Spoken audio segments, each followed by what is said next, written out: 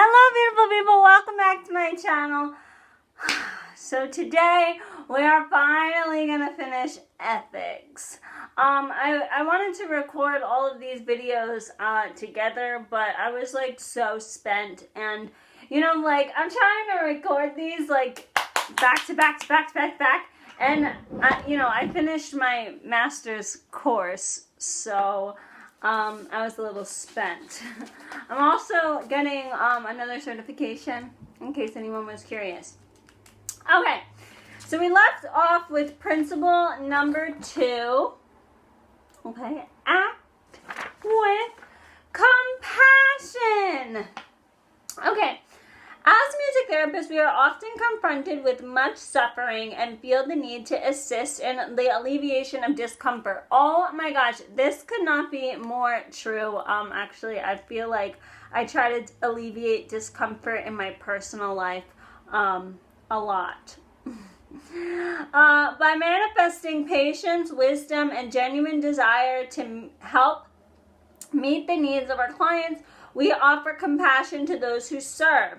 In addition, it is important for music therapists to extend compassion to themselves when confronting their own human limitations. So I'm just going to dive into this and give you guys an anecdote. This is not clinical anecdote. This is like a personal story. I don't really know what this is. I put like Vaseline on my face, that's why, and I put Vaseline here as well, so that's why it's like kind of shiny, but I don't really know what some of these like marks are. I'm like, they weren't there a couple seconds ago when I put Vaseline on my face, but maybe it's from my mask. Anyway, so when it comes to compassion, here's the thing that I've personally noticed, not clinical. In my personal relationships, friendships, romantic relationships, otherwise, I do show compassion, and I often like let a lot of things slide to some degree. Like, for example, I dated this guy and he was in a really bad place in his life, like in the relationship, not at the beginning, not at the end, but like in the middle. And I was just like, oh, I'll let him be, let him have his time, I'll sympathize, I'll try to understand, I'll try to help, I'll try to alleviate, and I express patience. But like, there's a difference between like personal life and client life. Like, obviously clients, they need somebody to be patient with them because usually their families aren't. But like when you're in a romantic relationship or a friendship with somebody who's like, you know, in your personal life, you don't really need to show compassion. You shouldn't show compassion because then it's only hurting yourself. That's what ended up happening in this romantic relationship when I showed compassion to somebody who was hurting. Like, in a relationship, you show compassion, yes. I'm not saying not to. I'm just saying that there's a different type of compassion. Like, your work compassion for your clients is more intensive, or it should be more intensive than your compassion in your personal life, because you can't be everybody's therapist. Moving on, it says that we need to extend compassion, and this is extra therapy, strong compassion to ourselves when it comes to our human limits. What did I just tell you guys before I started recording? I was spent the day that I recorded the first half of this because I did school, I finished my final, and I dived right into recording, and I just needed a break. Like, and when I say a break, I mean like 3 hours, because I recorded those like yesterday, you know. but it's okay. It's okay to take like a 3 hour. I take 3 hour breaks every day, like not all at once, but I'll spend about 2 hours at the gym, and then I'll do like about an hour before bed as my free time. I guess you could kind of say that like my morning routine encompasses another hour of personal time, but that's like in the mix of, like, I drink my tea in the morning, but I also put makeup on and get dressed while drinking my tea, so it's not necessarily like a break in my mind. But yeah, but that's what I do. And listen, like, no harm, no foul. It's not hurting anybody. It's not really like harming anything right now. And I can adapt it, I can shorten it, I've shortened it before, so, but I think it's important to be like, I need 3 hours a day, for myself. I need a lunch break if that's something you're into. I need to eat breakfast before I go to work. I need a dinner break. I need to sleep 8 hours. Like, it's okay, let it go. And understand that you are accomplishing a lot in one day as a music therapist. So if you just like go to work and you work as a music therapist, let's just say it's like you work for 4 hours and then you come home and you watch TV the rest of the day and you don't really do anything. Understand that that's okay, because like as a music therapist, we do a lot in 4 hours.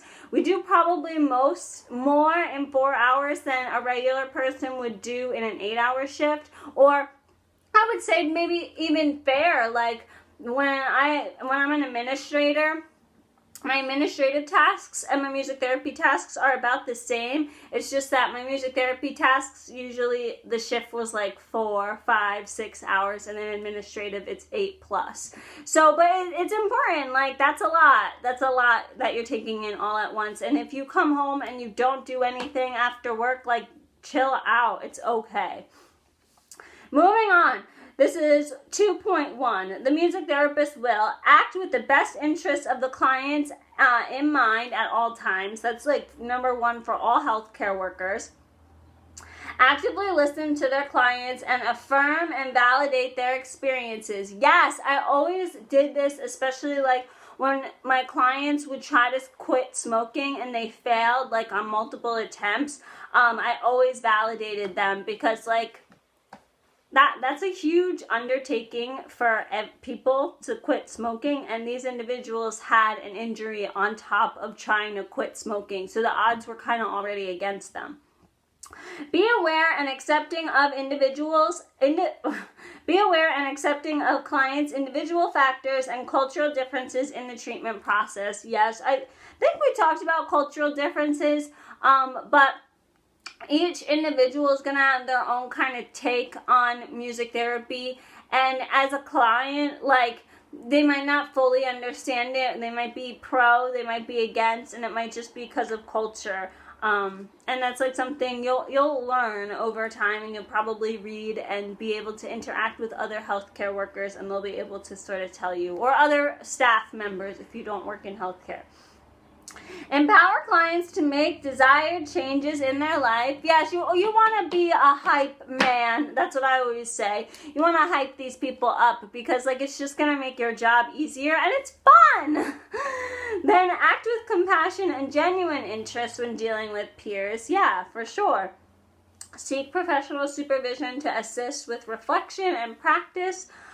Practice self-kindness and mindfulness, and extend compassion to self if faced with feelings of inadequacy or failure. I just want to talk on this before I move on to the next principle 3. When it comes to feelings of inadequacy or failure, I found that my practicum students / interns, undergraduate level, often became nervous and upset when their musicality skills didn't come through in a session, or they messed up musically.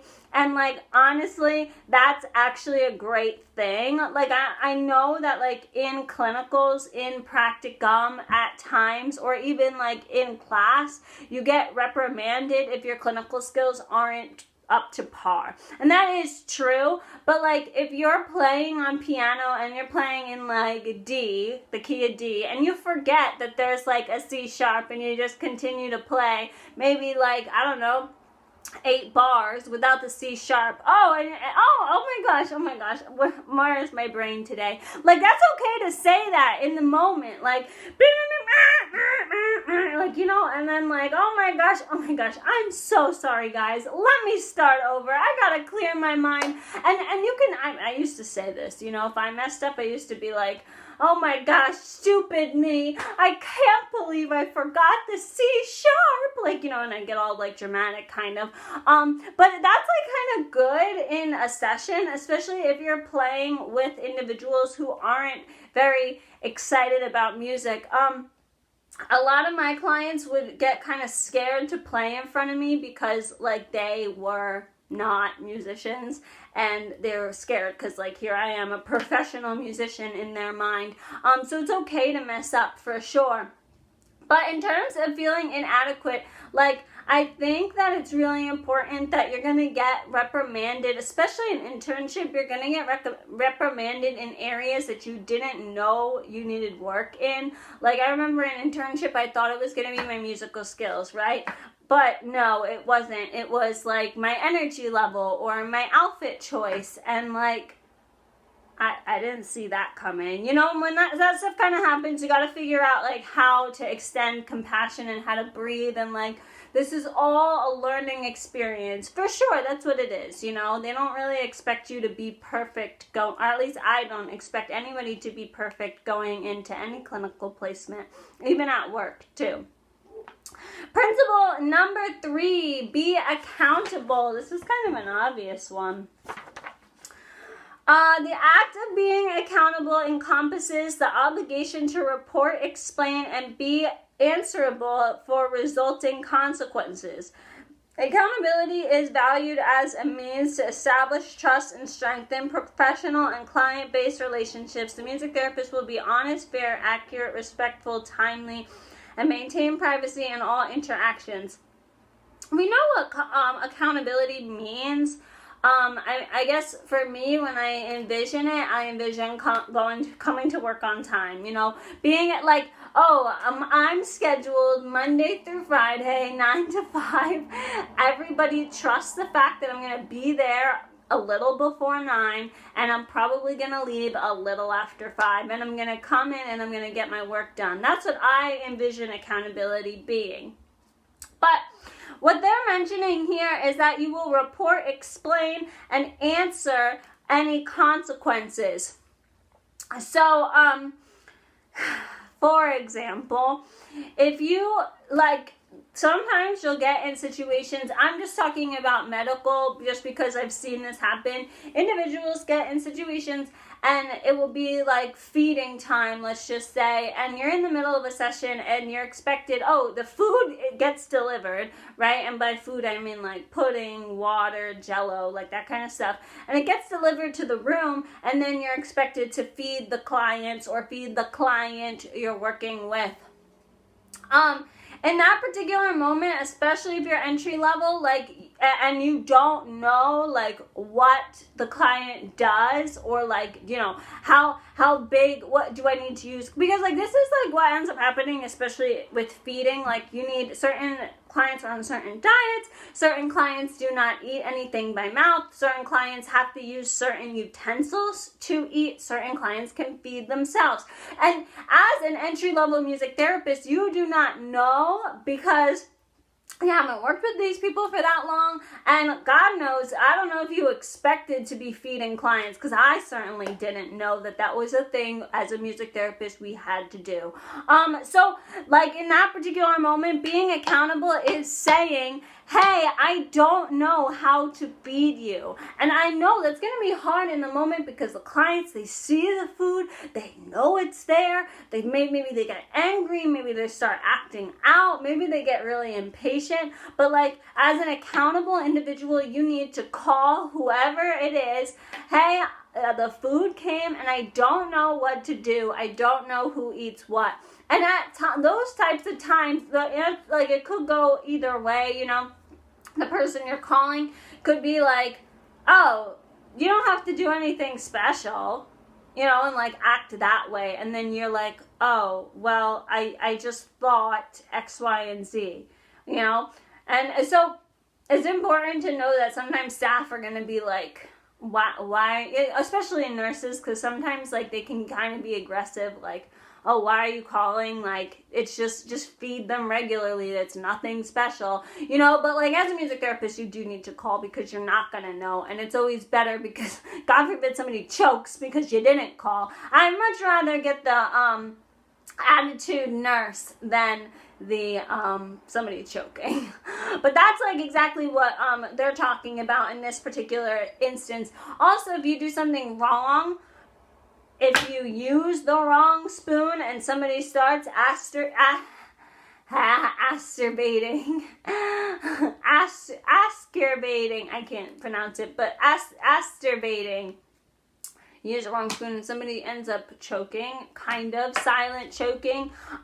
Then, like, you know, you need to admit it. Oh, like, I fed them the wrong, like, I used the wrong spoon. I didn't know that this was going to happen. You know, and you need to own up. That's also what they're mentioning here. One thing I want to mention is that when you own up, because as an entry level, you're going to make lots and lots of mistakes, and you're going to own up several times. That's what happened to me. And it's fine, it's good, because that's how you learn. But then sometimes certain people start to, like, lack respect for you because they're like, oh, this girl doesn't know what they're doing. And to be perfectly honest with you, those were actually the individuals who never succeeded in their life. The ones that, like, whenever I owned up to something, I said, oh, I'm at fault, whatever, and I got very embarrassed, right? And then I'm little as it is, so, like, nobody respected me, first of all, and then they definitely stopped respecting me.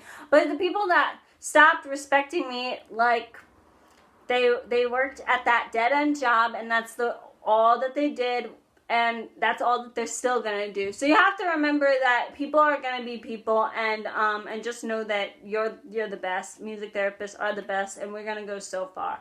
Moving forward, 3.1, because I went on a little bit of a rant.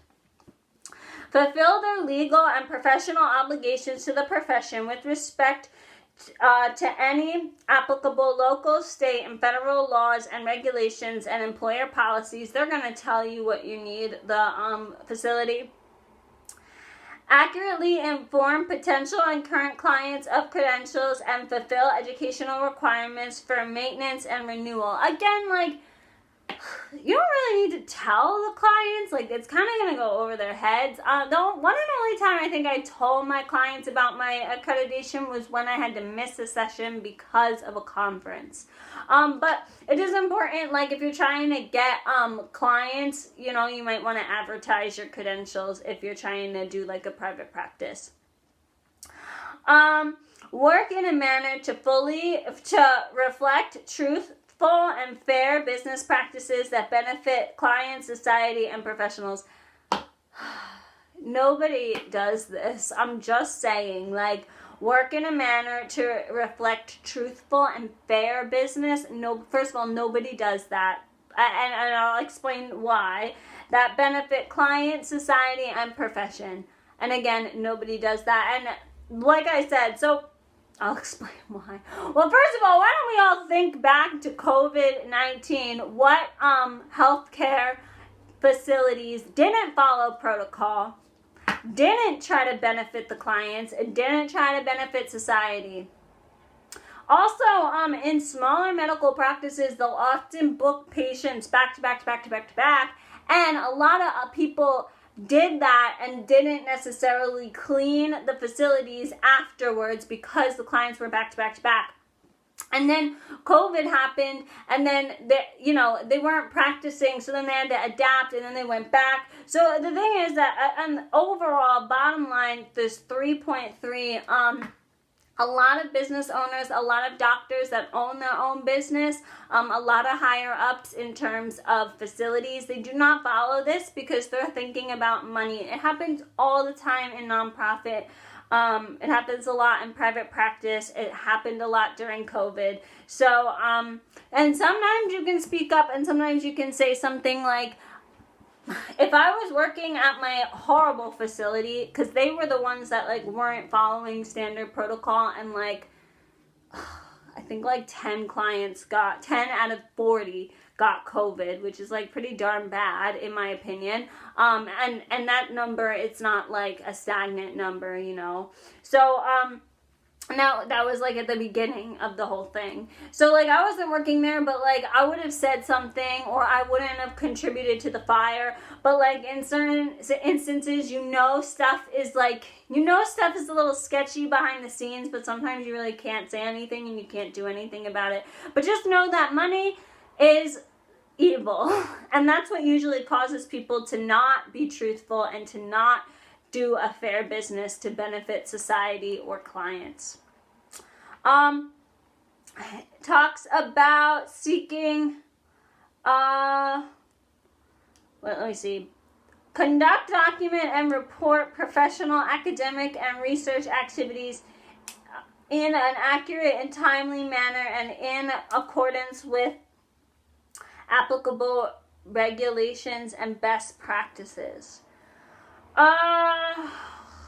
Conduct, document, and report professional, academic, and research activities. Like, that's important, but like nobody pays for it. So if somebody gives you junk about not paying, just show them this. Identify and fully disclose errors that compromise the safety of clients and others to the appropriate persons. Again, like if you made a mistake, own up to it. But like in the whole COVID issue, there were times that like you couldn't necessarily say no to the man because you could lose your job, and then there weren't many jobs to go around. Report any illegal actions to the authorities. Yeah.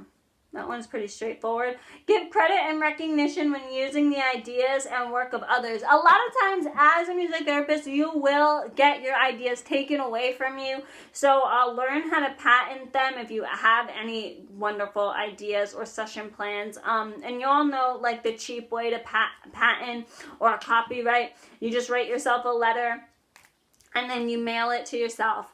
And you can't like do legal action. Like if you're opening a business, do not do that, you know? But if you wrote a song for a session, write it down, mail it to yourself, and then if some stupid rec therapist, because this happened to me, uses your song or uses your idea, you can be like, excuse me, I copyrighted that. I wrote a letter, you know, you don't have to say I wrote a letter to myself, but whatever.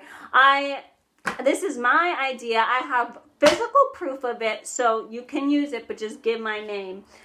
Because people are going to want to take away. It actually happened to my friend when she was in internship, which is so messed up, that like a practicum supervisor would take an intern's idea and like use it for herself.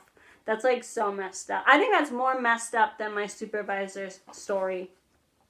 Provide comprehensive, accurate, and objective information about expectations for treatment outcomes. You want to like give that to the family and to the staff.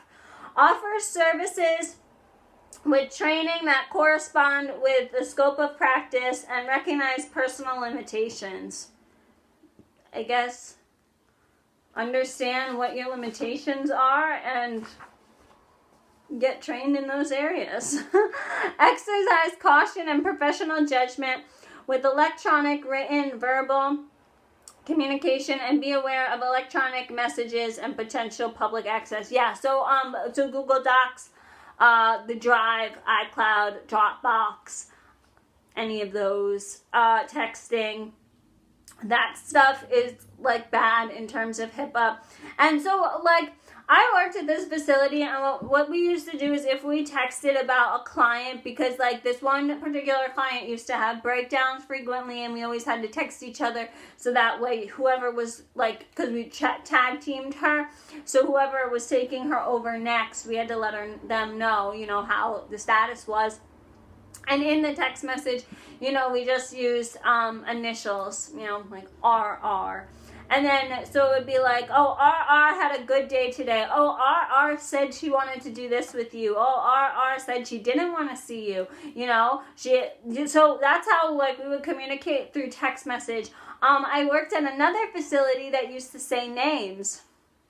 Like, did you see Lori Laughlin today? Lori Laughlin was so great in our session, and they used to text names. Like, this was the facility I didn't like working in, and you could clearly see why. But yeah, but Dropbox, Google Drive, like, what's the other one? Oh, there's so many. iCloud, like, even Office 360 to some degree, because I think you can, like, access that online as well. Any of those stuff, like, do your papers on there. That's what I do, because, like, who's gonna take my homework? Go ahead, take my homework, you know?